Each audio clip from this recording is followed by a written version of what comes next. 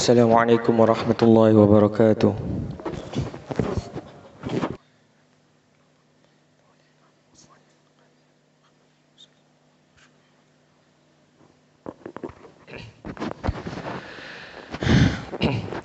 Innal hamdalillah nahmaduhu wa nasta'inuhu wa nastaghfiruh wa na'udzu billahi min shururi anfusina wa min sayyiati a'malina. Man yahdihillahu fala mudilla lahu wa man yudlilhu fala hadiya lahu. Ashhadu an la ilaha illallah wahdahu la syarika lahu wa ashhadu anna Muhammadan 'abduhu wa rasuluh. وقال الله تعالى في كتابه العظيم يا أيها الذين آمنوا اتقوا الله حق تقاته ولا تموتن إلا وأنتم مسلمون يا أيها الناس اتقوا ربكم الذي خلقكم من نفس واحدة وخلق منها زوجها وبث منهما رجالا كثيرا ونساء واتقوا الله الذي تساءلون به والأرحام إن الله كان عليكم رقيبا يا أيها الذين آمنوا اتقوا الله وقولوا قولا سديدا يصلح لكم أعمالكم ويغفر لكم ذنوبكم ومن يطع الله ورسوله فقد فاز فوزا عظيما فإن أصدق الحديث كتاب الله وخير الهدي هدي محمد صلى الله عليه وسلم وشر الأمور محدثاتها فإن كل محدثة بدعة وكل بدعة ضلالة وكل ضلالة في النار أعاذني الله وإياكم من النار. Jamaah salat Jumat yang semoga dirahmati oleh Allah. Pada saat-saat ini, akhir-akhir ini, kita telah menjumpai banyak dari saudara-saudara kita yang sedang diuji oleh Allah berupa yaitu tertimpa oleh musibah, yaitu berupa sakit.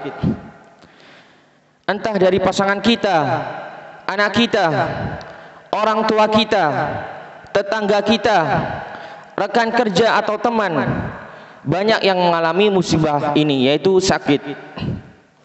Bahkan secara bergantian Allah telah menguji dengan musibah tersebut.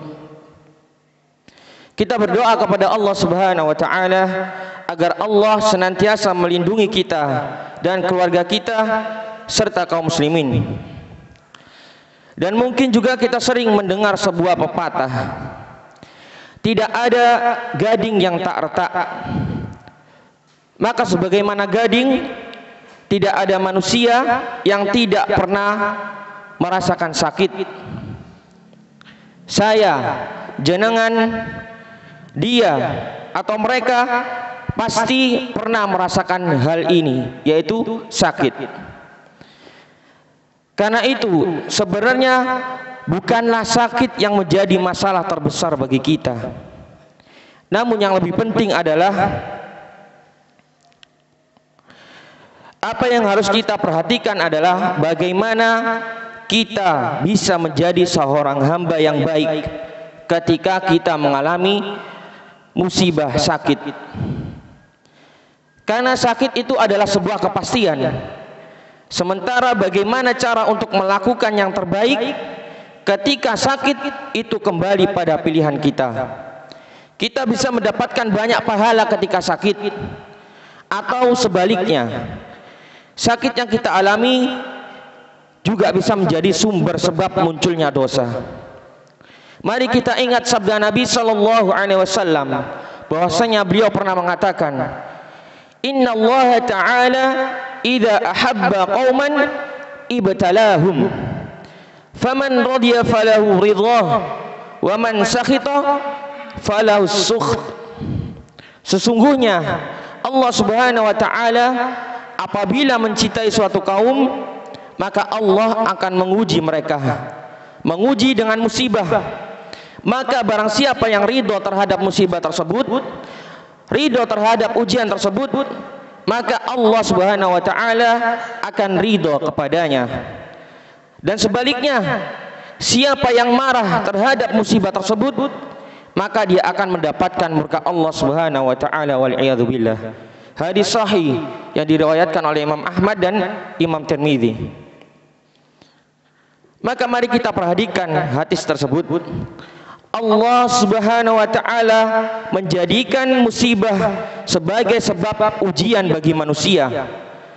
Karena itu ujian yang Allah berikan kepada hambanya hakikatnya adalah kecintaan Allah terhadap hambanya.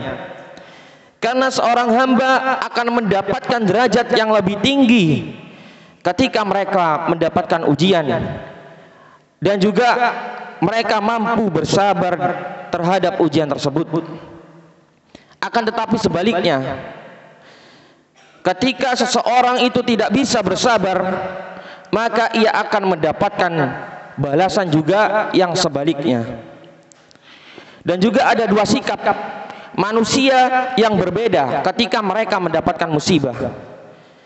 Ada yang memahami musibah itu adalah sebuah kebaikan, sehingga dia bisa ridho terhadap ujian yang Allah Subhanahu wa taala berikan.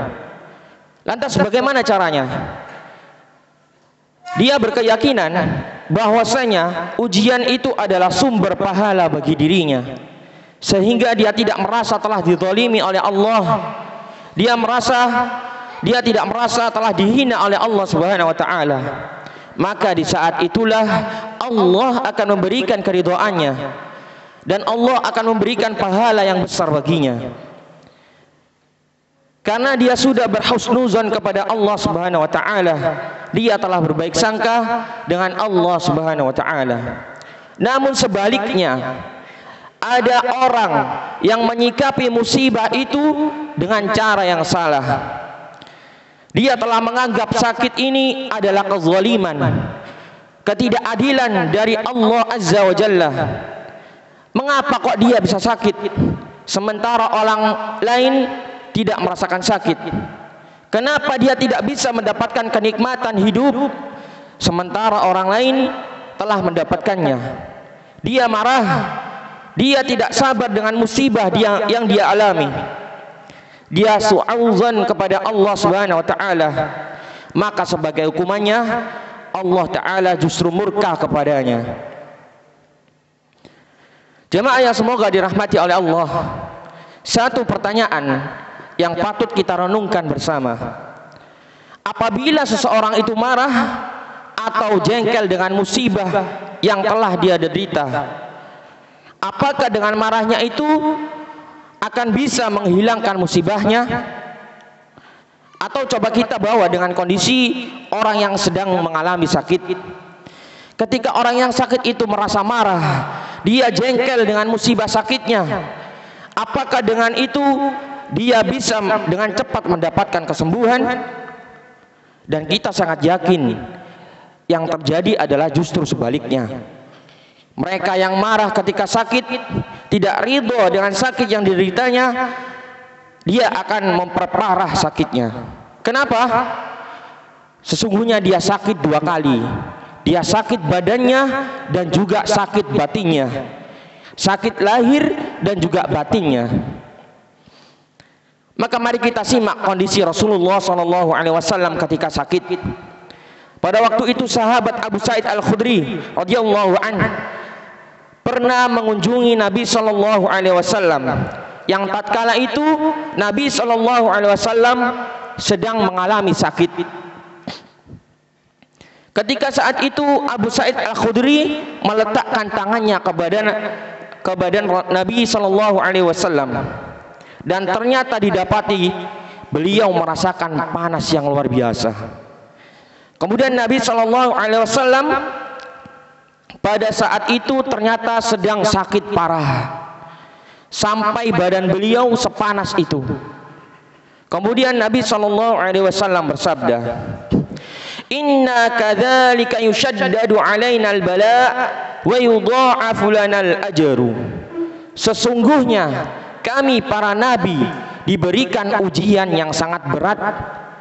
Tujuannya apa? Tujuannya agar kami mendapatkan pahala yang dilipat gandakan. Maka mendengar hal itu, sahabat Abu Sa'id Al-Khudri pun bertanya, "Ya Rasulullah, Man asyaddun nas bala. Wahai Rasulullah, siapakah manusia yang paling berat ujiannya di dunia ini? Maka Rasulullah sallallahu alaihi wasallam menjawabnya, ujian yang paling berat ditimpakan di dunia ini adalah akan ditimpakan oleh para nabi dan orang-orang solih. Dan juga ada yang diuji di antara mereka dengan kemiskinan, sampai harta yang tertinggal hanyalah baju yang dia kenakan. Dan ada juga yang diuji dengan sebuah kutu di badannya dan rambutnya, hingga kutu itu membunuhnya. Sungguh para nabi dan orang-orang soleh itu, mereka itu lebih berbangga dan berbahagia, melebihi kebanggaan kalian ketika kalian mendapatkan sebuah rezeki. Hadis ini diriwayatkan oleh Abu Ya'la dan Baihaqi. Maka seperti itulah yang diajarkan Nabi sallallahu alaihi wasallam dan orang-orang soleh. Mereka bisa berbahagia ketika sakit, bahkan lebih bahagia dibandingkan manusia biasa ketika mendapatkan kenikmatan dunia. Mereka lebih gembira dengan ujian yang dideritanya, melebihi kegembiraan orang yang baru saja mendapatkan banyak harta. Kenapa kok bisa begitu? Karena mereka meyakini bahwasanya sakit adalah sumber pahala baginya. Dan juga kita bisa simak kisah yang lain, yaitu ketika sahabat Sa'ad bin Abi Waqqas radhiyallahu anhu, pada saat itu di usia beliau adalah sudah tua, dan dia pernah datang ke Mekah dalam keadaannya matanya sudah buta. Kemudian melihat kedatangannya, masyarakat pada berdatangan dan menyambutnya, karena masyarakat tahu bahwasanya beliau ini adalah seorang sahabat dan beliau ini adalah seorang ulama. Dan mereka meyakini bahwasanya Sa'ad bin Abi Waqqas doanya sangat mustajab, seperti yang telah disabdakan Nabi sallallahu alaihi wasallam. Maka satu demi satu orang meminta didoakan oleh Sa'ad bin Abi Waqqas, sampai akhirnya datang seorang pemuda yang bernama Abdullah bin Sa'id. Lantas beliau Abdullah langsung memperkenalkan diri kepada Sa'ad bin Abi Waqqas.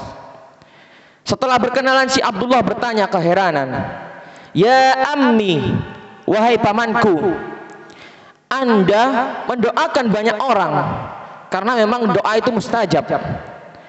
Namun mengapa Anda tidak berdoa untuk meminta kebaikan untuk diri Anda sendiri, sehingga Allah Subhanahu wa taala mengembalikan penglihatan Anda?"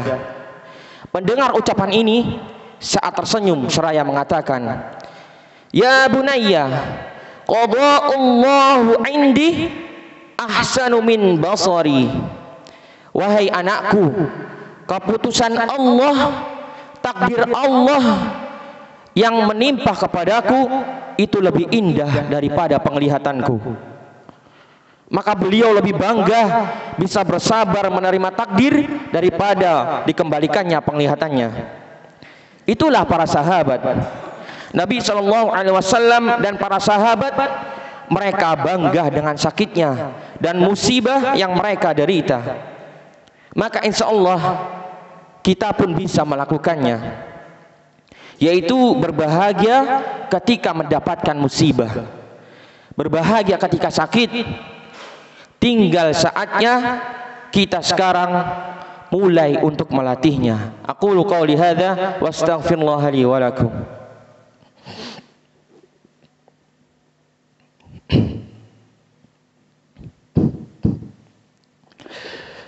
Alhamdulillahi hamdan katsiran tayyiban mubarakan fihi kama yuhibbu rabbuna wa yarda. Asyhadu an la ilaha illallah wahdahu la syarika lah wa asyhadu anna Muhammadan abduhu wa rasuluh sallallahu alaihi wa ala alihi wa sahbihi wa man tabi'ahum bi ihsanin illa yaumiddin, amma ba'd. Jamaah yang semoga dirahmati oleh Allah, hendaknya kita senantiasa menyadari bahwasanya semua ketentuan Allah Subhanahu wa taala adalah baik untuk kita dan tidak ada satupun yang jelek bagi kita. Dan seringkali kita mengucapkan perkataan yang sangat familiar dan sering kita dengarkan, yaitu perkataan subhanallah, yang berarti adalah maha suci Allah. Maka apa maksudnya? Apa kolerasinya dengan pembahasan yang sedang kita bahas saat ini? Maksudnya yaitu Allah Subhanahu wa taala maha sempurna, sehingga semua yang berasal dari Allah Subhanahu wa taala itu sempurna. Tidak ada yang cacat, tidak ada yang buruk, aib, terdapat kekurangan atau yang lainnya. Dan Allah taala berfirman di dalam Al-Qur'an, wa asa an takrahu syai'an wa huwa khairul lakum wa asa an tuhibbu syai'an wa huwa syarrul lakum wallahu ya'lamu wa antum la ta'lamun. Boleh jadi kamu membenci sesuatu padahal ia amat baik bagimu, dan bisa jadi pula kamu menyukai sesuatu padahal ia amat buruk bagimu. Allah mengetahui sedang kamu tidak mengetahui. Semisal contoh, ada seseorang anak balita yang sedang bermain-main api. Kira-kira kita sebagai orang tua mencegahnya atau tidak? Tentu kita akan mencegah dari api yang bisa membahayakan anak kita tersebut. Karena orang tua adalah orang tua yang mempunyai rasa sayang kepada anaknya, rasa peduli kepada anaknya. Tidak mungkin ada orang yang mengatakan seperti ini, wah, orang tua kok tidak sayang sama anaknya, masa keinginan anaknya dihalang-halangi, tidak dituruti. Tentu tidak ada orang tua yang berkata seperti itu. Semua orang tua pasti menginginkan kebaikan untuk anaknya. Maka begitu pula Allah Subhanahu wa taala kepada para hamba-hambanya. Allah memberikan musibah kepada kita, memberikan sakit kepada kita, salah satu tujuannya adalah agar dosa-dosa kita bisa terhapuskan oleh musibah atau sakit yang sedang kita alami. Bukan karena Allah Subhanahu wa taala benci kepada kita, tapi justru sebaliknya. Itulah bentuk Allah Subhanahu wa taala sayang dan cinta kepada hamba-hambanya. Disebutkan di dalam hadis, idza aradallahu bi'abdihi al-khairu ajjala lahul 'uqubata fid dunya. Jika Allah menghendaki kebaikan bagi hambanya, niscaya Allah akan menyegerakan musibah baginya di dunia. Wa idza arada bi'abdi syarra amsaka anhu bidzambihi hatta yuwafiya bih yaumal qiyamah. Dan jika Allah menghendaki keburukan bagi hambanya, niscaya Allah akan membiarkannya dengan dosanya sehingga Allah membalasnya pada hari kiamat kelak. Inna Allah wa malaikatahu shalluna 'alan nabi ya ayyuhalladzina amanu shallu 'alaihi wa sallimu tasliman. Allahumma salli ala Muhammad wa ala ali Muhammad kama sallaita ala Ibrahim wa ala ali Ibrahim innaka Hamidum Majid. Allahumma barik ala Muhammad wa ala ali Muhammad kama barakta ala Ibrahim wa ala ali Ibrahim innaka Hamidum Majid. Allahumma ighfir lil mu'minina wal mu'minat wal muslimina wal muslimat al ahya'u minhum wal amwat innaka sami'un qaribun mujibud da'awat wa qadiyal hajat. Rabbana hab lana min azwajina wa dhurriyyatina qurrata a'yun waj'alna lil muttaqina imaman. Allahumma inna nas'aluka al-huda wat-tuqa wal-'afaf wal-ghina. Allahumma inna nas'aluka 'ilman nafi'an wa rizqan thayyiban wa 'amalan mutaqabbala. Rabbana atina fid dunya hasanah wa fil akhirati hasanah wa qina adzaban nar. Subhana rabbika rabbil izzati amma yasifun wa salamun 'alal mursalin walhamdulillahi rabbil alamin. Wa qumu ila salatikum.